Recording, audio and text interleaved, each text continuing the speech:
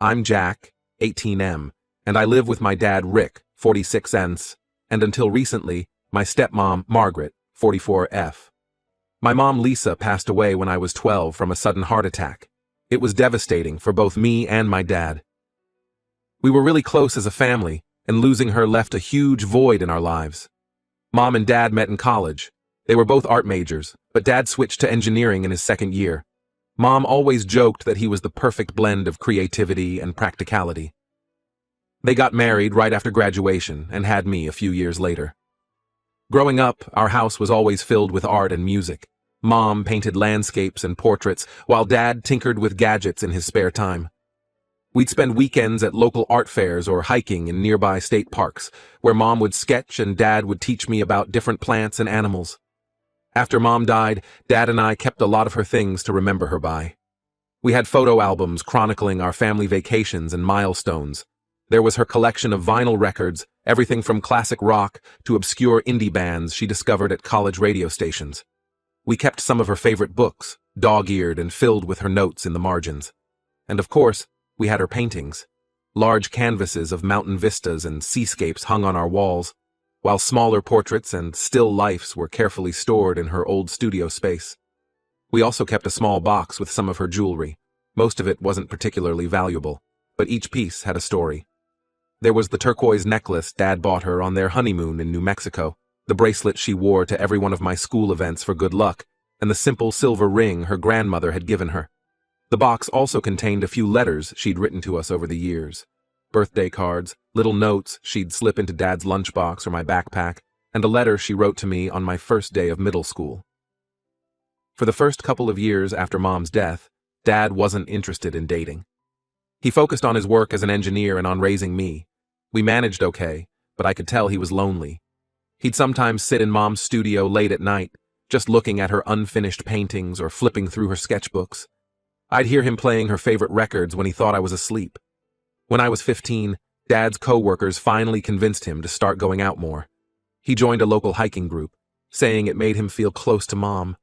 That's where he met Margaret. She was new to the area, having moved here for work as a real estate agent. Dad said she reminded him a little of Mom.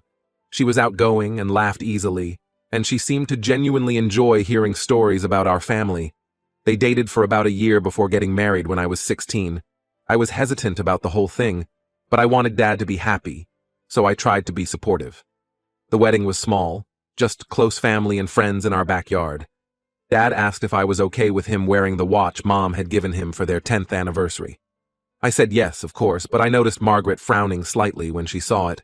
Things were okay for a while, but I started noticing that Margaret would get annoyed whenever Dad or I talked about Mom. She'd make little comments like, "Oh, are we going down memory lane again?" Or, "Don't you think it's time to move on?" I tried to ignore it, but it really bothered me.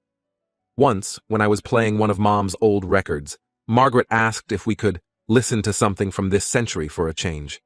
The real problem started about 6 months ago. Margaret suggested we redecorate the house to give it a fresh start. Dad agreed, thinking it might be a good idea. But as we were going through things, Margaret kept pushing to get rid of more and more of Mom's stuff. She convinced Dad to put most of the photo albums in storage, saying they were taking up too much space. Then she wanted to sell Mom's record collection, claiming we never used the old turntable anyway. Dad was reluctant, but Margaret kept insisting it was for the best, and that we needed to make room for new memories. I got really upset when Margaret suggested we donate Mom's paintings. Those were really special to me, and I couldn't believe Dad was even considering it. We had a big argument about it, and Margaret accused me of being stuck in the past and not giving her a chance to be part of the family. Things came to a head last week. I came home from school early because I wasn't feeling well, and I found Margaret in the attic going through the last box of Mom's things. She had Mom's jewelry spread out on the floor and was sorting it into piles. When I asked her what she was doing, she said she was organizing things and that she thought we could sell some of the jewelry to put it to better use. I lost it. I started yelling at her, telling her she had no right to touch Mom's things. Margaret yelled back, saying she was trying to help us move on and that I was being selfish and immature. Dad came home in the middle of our argument. When he saw what was happening, he got really quiet. He told Margaret to leave Mom's things alone and that we'd discuss it later. Margaret stormed off, and Dad tried to calm me down. Later that night, I overheard them arguing. Margaret was saying that keeping all of Mom's stuff was unhealthy, and that Dad needed to let go of the past if he wanted their marriage to work. Dad defended me, saying I had a right to keep memories of my mom. The next day, while Dad was at work and I was at school, Margaret did something unforgivable. When I got home, I found that she had taken all of Mom's remaining things, the jewelry, letters, and even the paintings, and sold them at a local pawn shop. She said she did it for our own good and that we'd thank her later. I was devastated. Those were the last things we had of Mom, and Margaret had no right to get rid of them. The turquoise necklace from their honeymoon, gone. The lucky bracelet she wore to my events, gone. The paintings that captured moments of our life together, gone. Even the letter she wrote me for my first day of middle school, the one where she told me how proud she was of me and how excited she was to see the person I'd become, was gone. Dad was furious when he found out. He and Margaret had a huge fight, and he told her to leave. I've never seen him so angry. He kept asking her how she could do this, how she could erase these precious memories. Margaret tried to defend herself, saying she was just trying to help us move forward, but Dad wasn't having it. Now here's where I might be the asshole. I was so angry at Margaret that I decided to get revenge. I knew she ran a small online business selling handmade jewelry on the side. She was really proud of it and hoped to make it her full-time job someday. She'd often talk about how she was building her brand and how important Cuz Ricker reviews were for her success. I created a bunch of fake accounts and started leaving negative reviews on her online store. I claimed her jewelry was poor quality, that she didn't deliver orders, and that she was rude to Cuz Rickers. I wrote things like, necklace fell apart after one wear, and seller was extremely rude when I asked for a refund. I also reported her store for copyright infringement, claiming she was using stolen designs. Within a week, Margaret's online reputation was in tatters. Her sales dropped to almost zero, and the website she used threatened to shut down her store due to the complaints. She was devastated and couldn't understand what was happening. I overheard her crying to Dad, saying her dream was falling apart and she didn't know why. I know what I did was wrong, but I felt like she deserved it after destroying our memories of Mom. Those weren't just things she sold. They were pieces of our life with Mom, tangible reminders of her love for us. And Margaret took that away like it meant nothing. Dad doesn't know it was me, and Margaret's moved out while they figure out what to do about their marriage.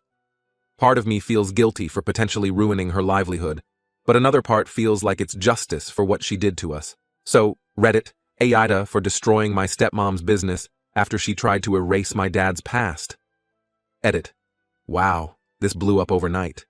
Thanks for all the responses. To answer some common questions.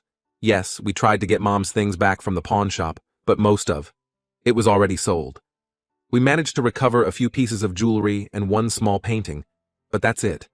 No, my dad isn't planning to stay with Margaret. He's talking to a lawyer about divorce options. I know what I did to Margaret's business was wrong.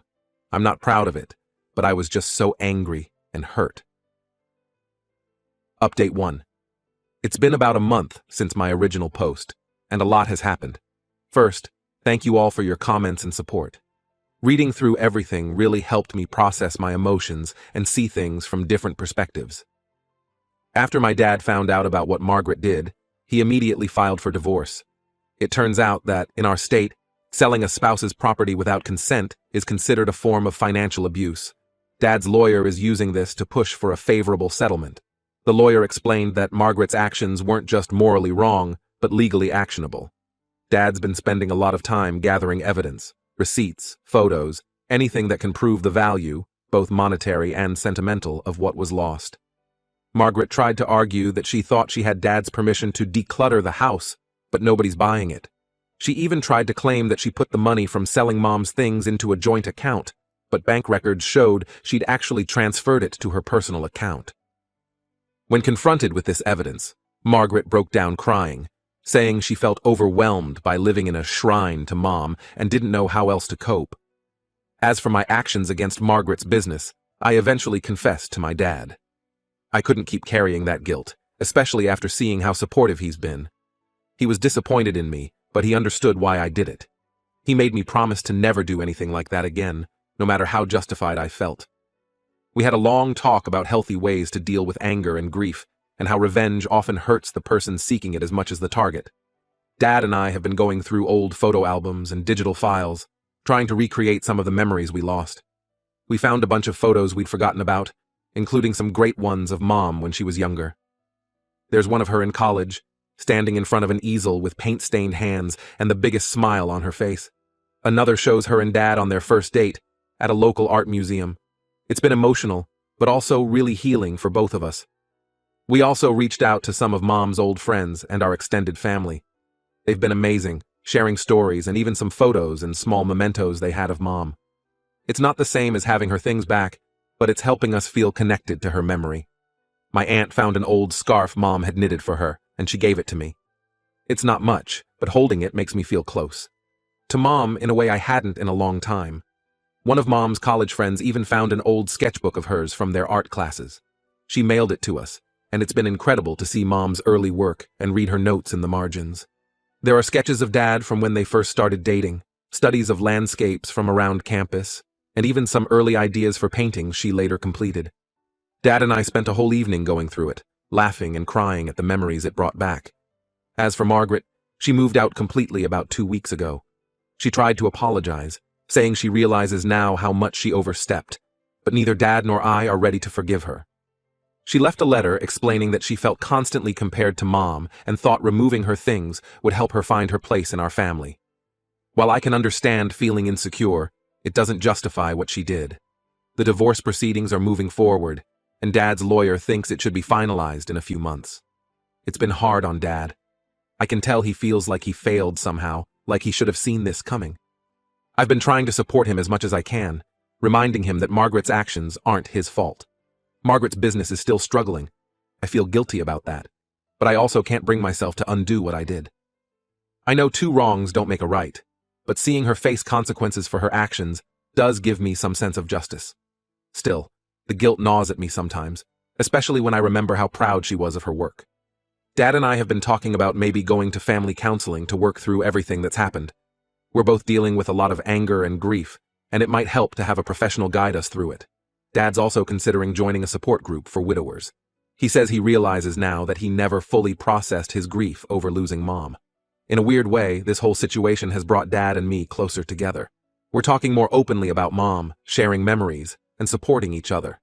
It's been tough, but I feel like we're going to come out of this stronger as a family.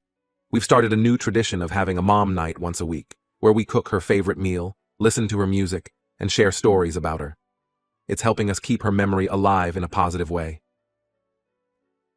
Update 2. It's been another month, and things have taken an unexpected turn. Margaret's parents reached out to my dad, wanting to meet and talk about everything that happened. Apparently, Margaret had told them a very different version of events, painting herself as the victim of an uncompromising stepson and a husband unwilling to move on. Dad agreed to meet them at a neutral location, a coffee shop downtown. I asked to come along, and after some hesitation, Dad agreed. When we arrived, Margaret's parents were already there, looking nervous and upset. I recognized them from the wedding, but we'd never really talked much. The conversation started awkwardly, with Margaret's mom asking why we were being so cruel to her daughter. But as Dad and I explained what really happened, how Margaret had systematically removed Mom's things and then sold the rest without permission, their expressions changed from anger to shock and then to shame. It turns out, Margaret had told them that we had agreed to sell Mom's things to move on, and that I was just being a difficult teenager who couldn't accept change. She never mentioned selling the items without our knowledge or consent. As we talked, more discrepancies in Margaret's story came to light. She had apparently told her parents that Dad was the one pushing to redecorate and get rid of Mom's things, and that she was just trying to support his wishes. Margaret's dad, who had been quiet most of the time, suddenly spoke up. He apologized profusely for their daughter's actions and said they had no idea things had gone this far. He shared that Margaret had always struggled with feeling like she was living in someone else's shadow, even as a child. Apparently, she had an older sister who passed away when Margaret was young, and she grew up feeling like she could never measure up to her parents' memories of her sister. While this backstory helped explain some of Margaret's behavior, it didn't excuse it. Margaret's mom started crying, saying she felt like she had failed as a parent. They both seemed genuinely horrified by what Margaret had done, and I could tell they were struggling to reconcile this with the daughter they thought they knew. To our surprise, Margaret's dad even offered to help us try to track down some of Mom's sold items. He said he had some connections in the local antique and art dealing community from his days as a hobby collector. Though we all knew it was probably too late for most of the items, the gesture meant a lot. The meeting ended with Margaret's parents promising to talk to her about her behavior. They seemed torn between wanting to support their daughter and recognizing the harm she had caused. Before we left, Margaret's mom hugged me, apologizing again, and telling me that my mom would be proud of how I'm handling everything. It was an awkward moment, but I could tell she meant well. A few days after the meeting, we got a surprising call. Margaret's parents had managed to track down one of Mom's paintings at a local art resale shop. It was one of her larger pieces, a stunning view of the lake where we used to vacation every summer. They bought it back and wanted to return it to us. When they came to drop it off, Margaret's mom broke down crying again, apologizing for everything that had happened. Seeing the painting again brought back a flood of emotions. I remembered the day Mom painted it. We had gone out on an early morning boat ride, and the mist was just lifting off the water. Mom had been so excited, saying the light was perfect. She spent the whole day working on that painting while Dad and I fished off the dock. Dad and I spent the evening reminiscing about that vacation, laughing at memories we'd almost forgotten, like the time I tried to learn to water ski and ended up doing a spectacular faceplant, or when Dad attempted to cook fresh fish over a campfire and nearly set the picnic table on fire. It felt good to remember these moments, to keep Mom's memory alive through our stories. As for Margaret, she's apparently not taking the divorce well.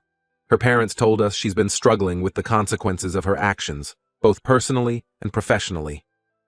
They mentioned that she started seeing a therapist to work through her issues. Part of me feels satisfied that she's facing repercussions, but another part feels a twinge of guilt for my role in damaging her business. Dad's been amazing through all of this. He started a small project to digitize all our remaining photos of Mom, and he's even talking about maybe taking up painting himself as a way to feel connected to her. He found an old set of Mom's paintbrushes in the garage that Margaret had missed, and he's been practicing with them. His first attempts are pretty terrible, but he seems to enjoy it, and it makes him smile in a way I haven't seen in a long time. We've also been reaching out to more of Mom's old friends and colleagues. One of her former students, now an art teacher herself, offered to help restore some of Mom's sketches that were damaged when Margaret tried to throw them out. It's been incredible to see Mom's work come back to life, and to hear stories about her from people who knew her in different ways than we did. Update 3. It's been 6 months since everything went down with Margaret, and life has finally started to settle into a new normal. The divorce was finalized last month, and Dad seems to be doing much better. He started going out with friends more, and even joined a local hiking group, something he and Mom used to love doing together. As for me, I recently started college, and it's been a big adjustment. Being away from home has given me a lot of time to reflect on everything that happened. I've realized that while Margaret's actions were inexcusable, my response wasn't right either. I've been doing a lot of thinking about healthier ways to deal with anger and loss. My roommate Alex has been really supportive. After I told him about everything that happened, he shared that he lost his dad when he was young. We've had some late-night talks about grief and family that have helped me process a lot of my feelings. It's nice to have someone who understands what it's like to lose a parent. I finally worked up the courage to undo some of the damage I did to Margaret's online business. I contacted the website where her store was hosted and admitted to making false reports. I also deleted the fake accounts I used to leave bad reviews. It doesn't fix everything, but it felt like the right thing to do. I haven't heard anything about whether her business has recovered, and I'm not sure I want to know. Dad and I still have our rough days, especially around Mom's birthday and the anniversary of her death. But we're learning to celebrate her memory in positive ways. We recently donated some money to the local art school in Mom's name, and they're going to hang one of her paintings in their gallery. It's the lake painting that Margaret's parents helped us recover. Seeing it displayed there, inspiring new artists, feels like a fitting tribute to Mom. Margaret's parents have kept in touch, which was unexpected but nice in a way. They've been supportive and respectful of our boundaries. Last month, they helped us organize a small memorial for Mom, inviting some of her old friends and colleagues. We displayed some of her artwork, played her favorite music, and shared stories about her life. It was emotional, but also healing. Hearing how Mom had impacted so many people's lives made me feel proud to be her son. Dad gave a speech at the memorial that really stuck with me. He talked about how love doesn't end when someone dies, it just changes form. He said that by keeping Mom's memory alive and living in a way that would make her proud, we're continuing to express our love for her. It was beautiful and helped me see our grief in a new light. Looking back, I can see how grief and fear of losing memories of Mom led to so much pain and poor decisions all around. It's been a hard lesson, but I'm trying to take away something positive from it all.